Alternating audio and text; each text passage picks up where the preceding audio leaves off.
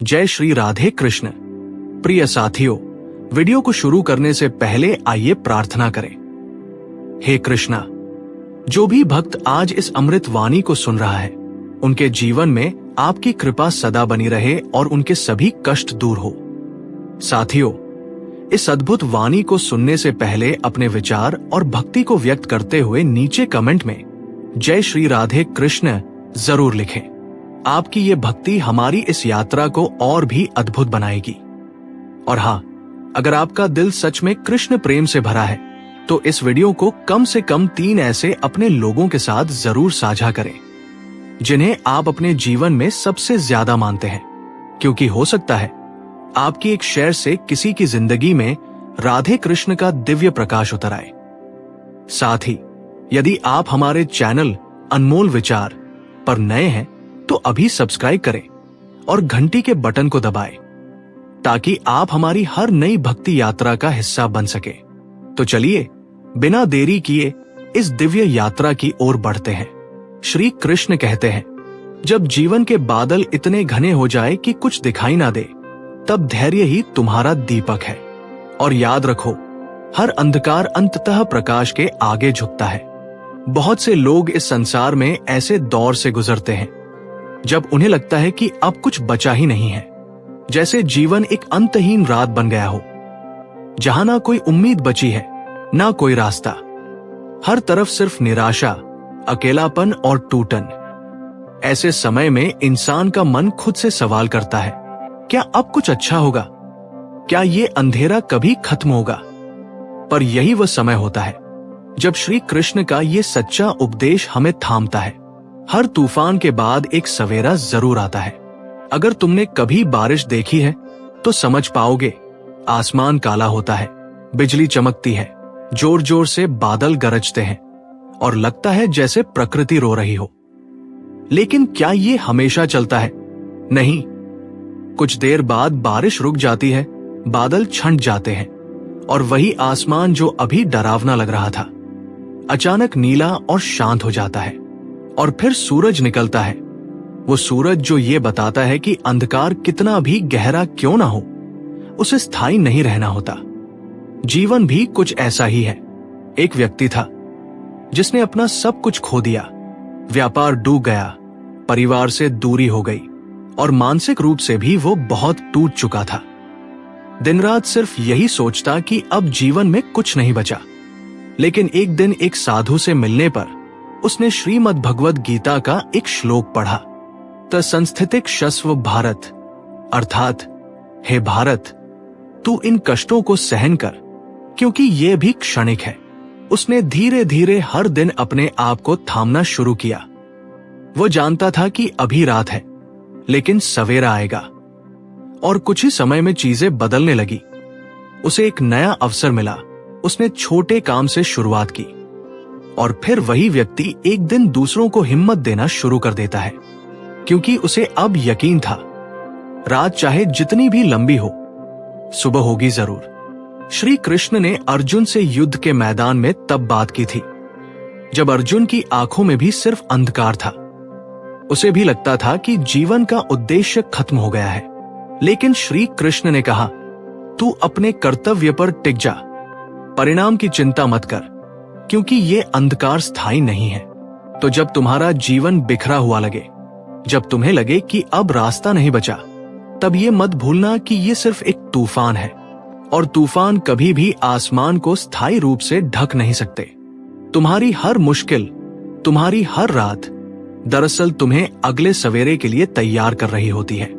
इसलिए जब जीवन सबसे कठिन लगे, तब भीतर से एक स्वर उठाना, ये भी बीत जाएगा, और फिर मुस्कुरा देना, क्योंकि तुम जानते हो सूरज निकलने वाला है।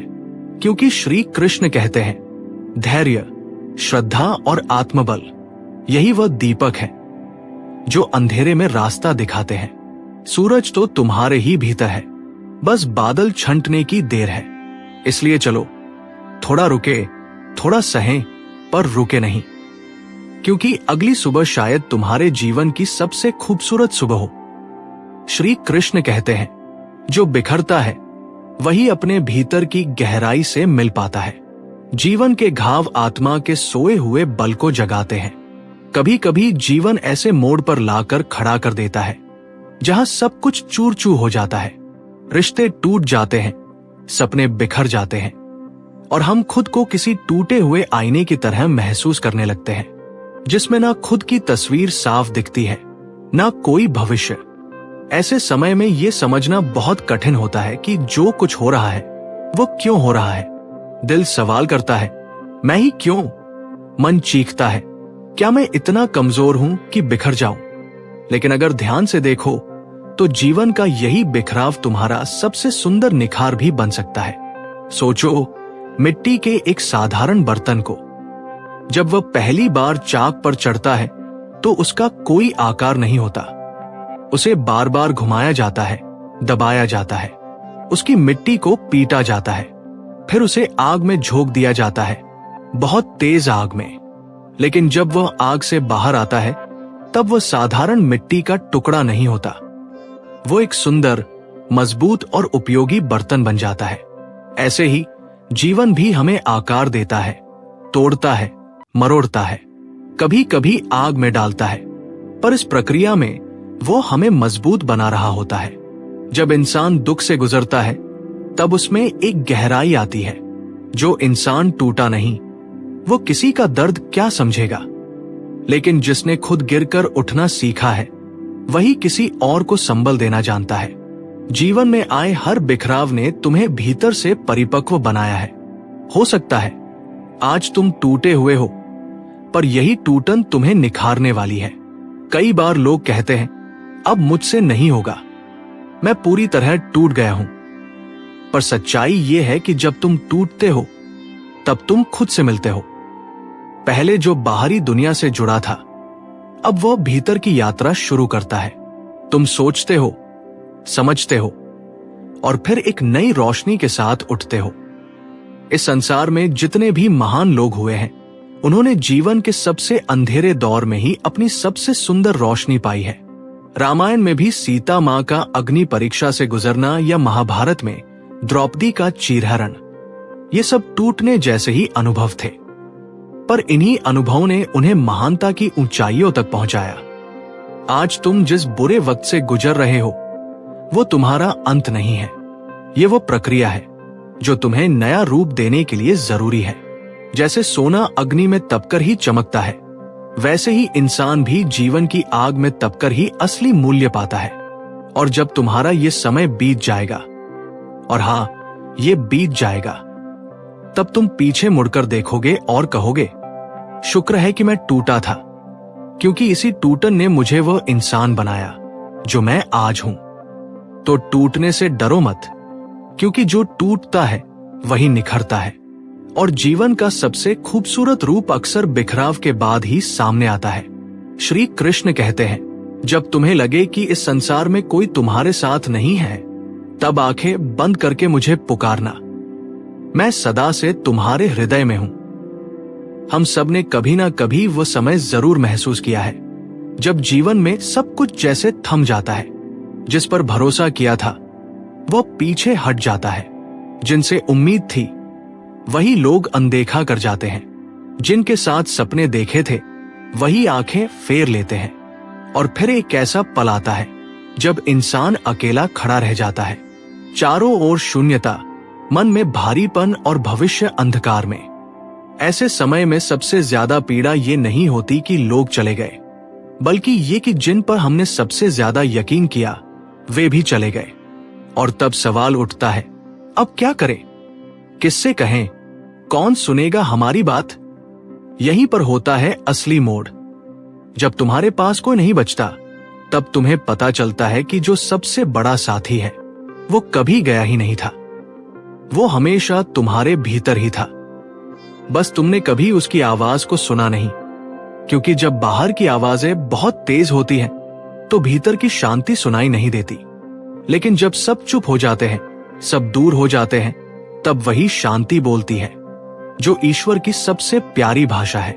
मनुष्य तब तक दूसरों पर निर्भर रहता है जब तक उसके पास विकल्प होते हैं, पर जब विकल्प खत्म हो जाते हैं तब उसे एहसास होता है कि उसका सबसे बड़ा सहारा वह परमात्मा है, जो उसे हर सांस के साथ थामे हुए है। जब अर्जुन युद्ध भूमि में अकेले खड़ा था, भाई, गुरु, संबंधी सब सामने थे, लेकिन कोई भी उसके मन का भार नहीं समझ रहा था। सब मौन थे, लेकिन एक ही आवाज थी जो भीतर तक गई, श्री कृष्ण की। क्योंकि कृष्ण वही होते हैं जो तब बोलते हैं जब कोई और सुनता नहीं। जब सब रिश्ते मौन हो जाते हैं, तब कृष्ण हमें भीतर से पुकारते हैं, और यही तो होता है सच्चा साथ।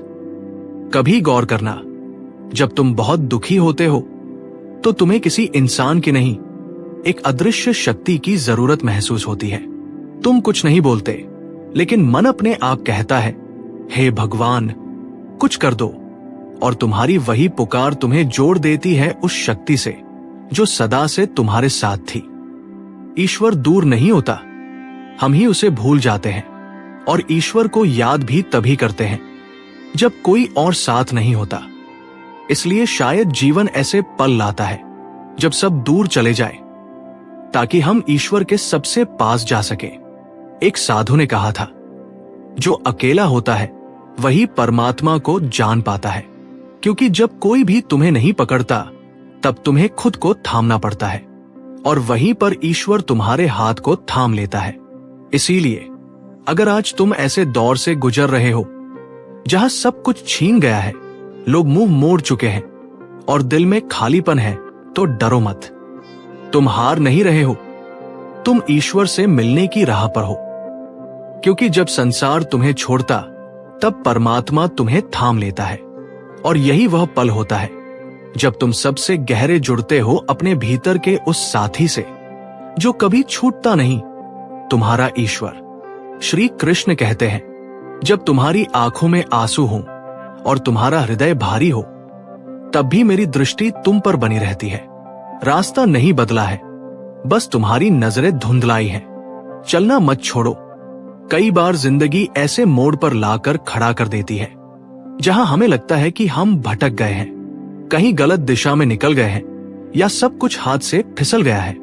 और ये भावना तब और गहरी हो जाती है जब हम अंदर से टूटे होते हैं, जब दिल में दर्द होता है और आंखों में आंसू भरे होते हैं। रोते हुए जब इंसान आगे बढ़ने की कोशिश करता है तो हर चीज धुंधली दिखती है, जैसे जिंदगी ने धुंध का एक पर्दा डाल दिया हो। उस समय ये समझ ही नहीं आता कि जाना किधर है, और जो रास्ता हम देख रहे हैं वो सच में है भी या नहीं। पर सच ये है, रास्ता बदला नहीं होता, हमारी दृष्टि बदल जाती है।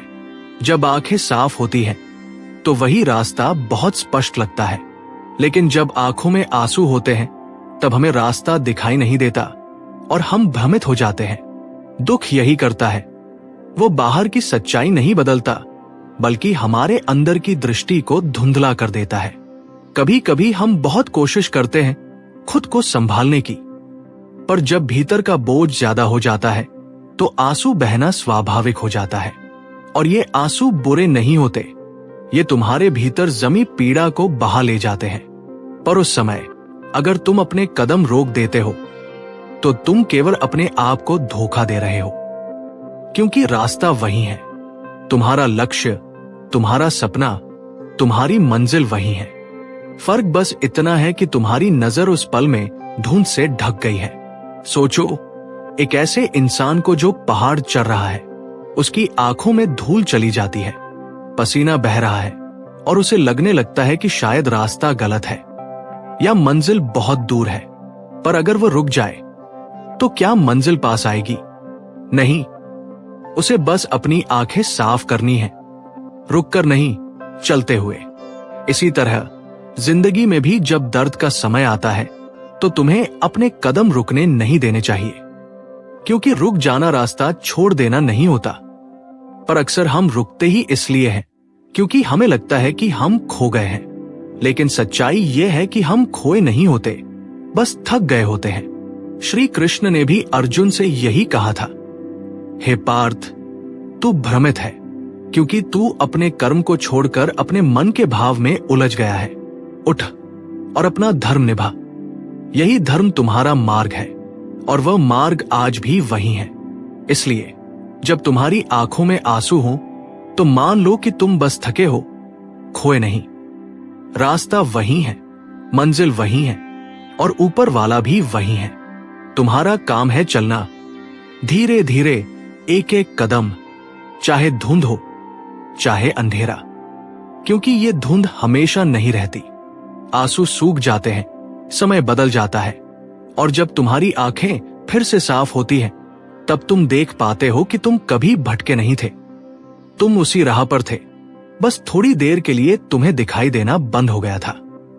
इसलिए जब रोना आए तो रो लेना, लेकिन चलना मत छोड़ना, क्योंकि मंजिल वही है, राह वही है और तुम भी उसी पर हो। बस अपने मन का धुंधलापन साफ करते रहो और आगे बढ़ते रहो। दोस्तों, इस वीडियो में बस इतना ही। मैं आशा करता हूं कि आपको इस वीडियो से बहुत कुछ जानने को मिला होगा। वीडियो को लाइक और शेयर करके कमेंट में जय श्री राधे कृष्ण लिखना ना भूलें, और ऐसे ही ज्ञानवर्धक और प्रेरणादायक वीडियो पाने के लिए हमारे चैनल को सब्सक्राइब करके घंटी जरूर बजा दें। भगवान श्री कृष्ण आपको हमेशा खुश रखें। अपना ध्यान रखिएगा। जय श्री राधे कृष्ण।